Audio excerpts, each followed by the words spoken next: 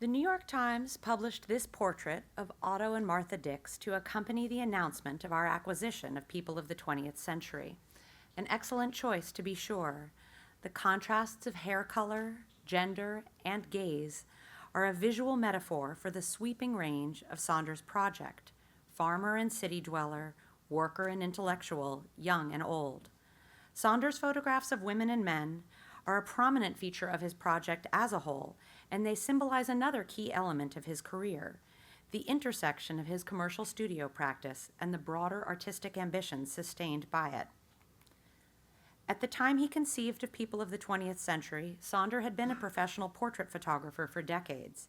This proud young photographer, seen here with his fashionably dressed wife, stand before an elaborately painted backdrop in his studio, moments before an outing, as inscribed on the print, to the summer festival of the Linz Choral Society in 1905.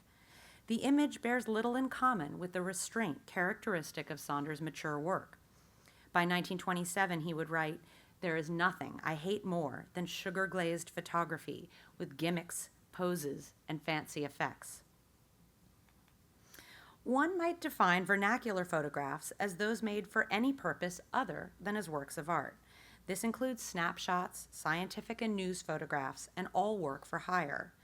But to acknowledge a photograph was made for another purpose is, of course, not to deny its artistic or aesthetic value.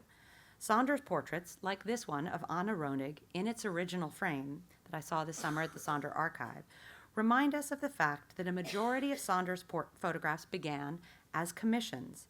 It was only later that they assumed significance within his larger conceptual framework. Photographs of men and women such as this daguerreotype are abundant within photography's vernacular history. I find it fascinating that by comparison, these are so rare within the practices of photographers of artistic ambition.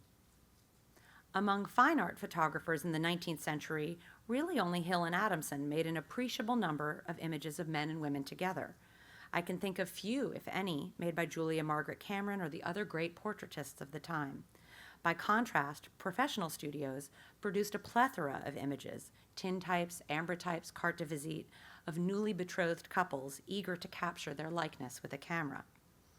By the 1920s, when the vernacular fine art divide was fairly well established, the photographer who made the most photographs of women and men was Walker Evans, a man singularly attuned to American vernacular traditions. Many 20th century photographers made occasional, really unforgettable, portraits of women and men. Here I point to my favorites by Edward Weston and Irving Penn. But this simply doesn't compare with the sustained attention Saunders dedicated to making joint photographic portraits. Of those active at the same time as Saunders, two had a notable interest in portraiture, although of their many portraits, only a fraction include women and men.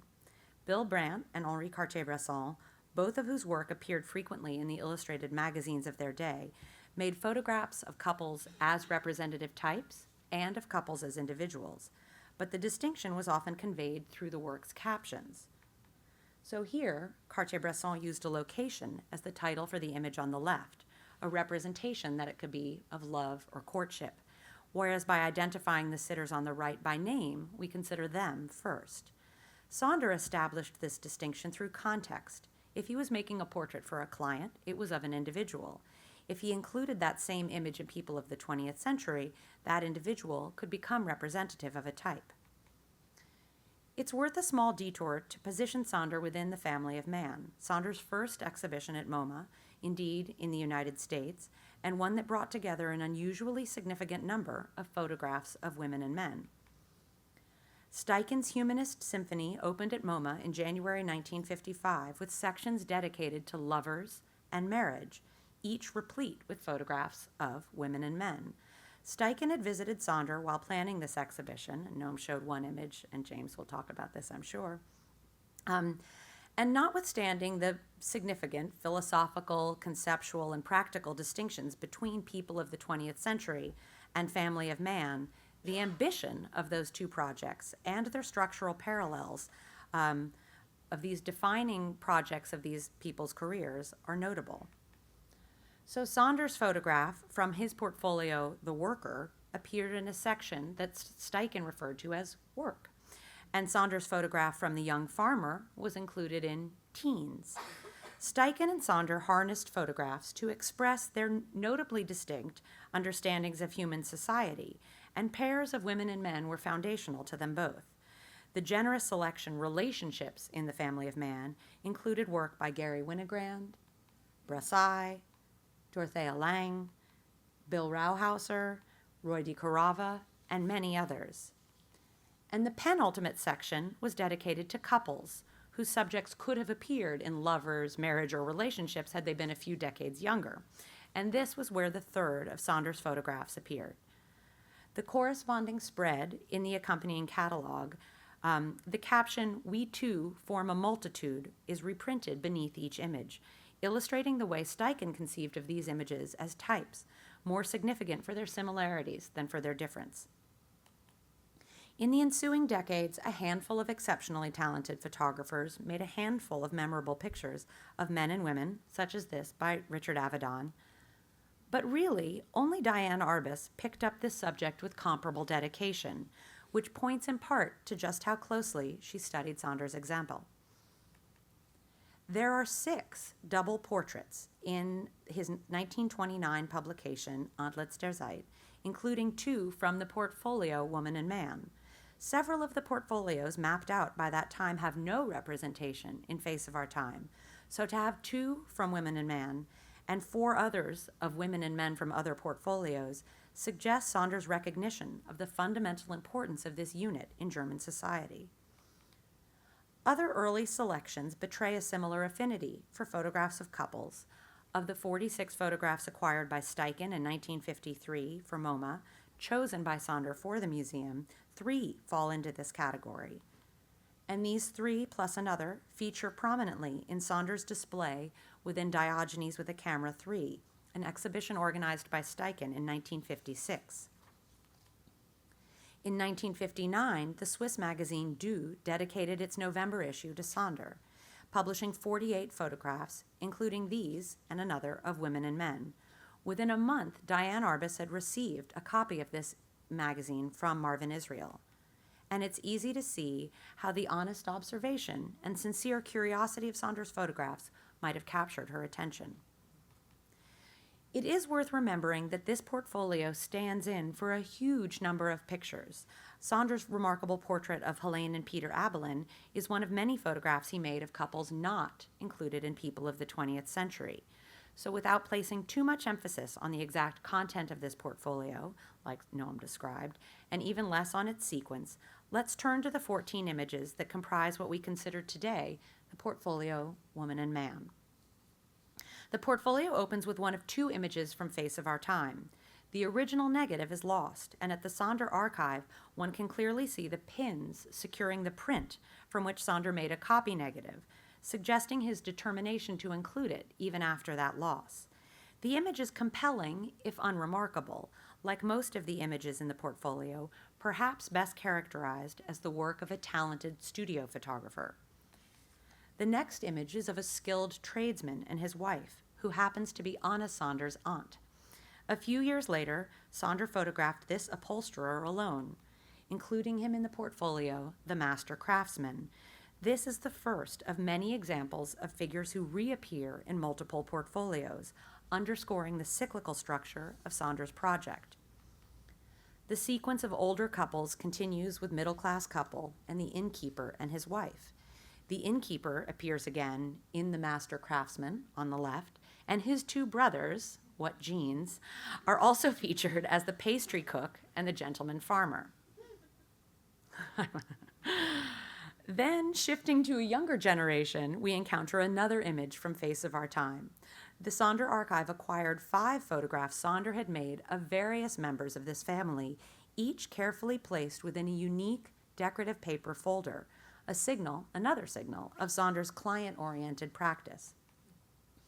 The next 3 images follow the same conventions as all but one of the portraits in the portfolio, with women on the left side of the image and their figures frequently overlapping those of their husbands.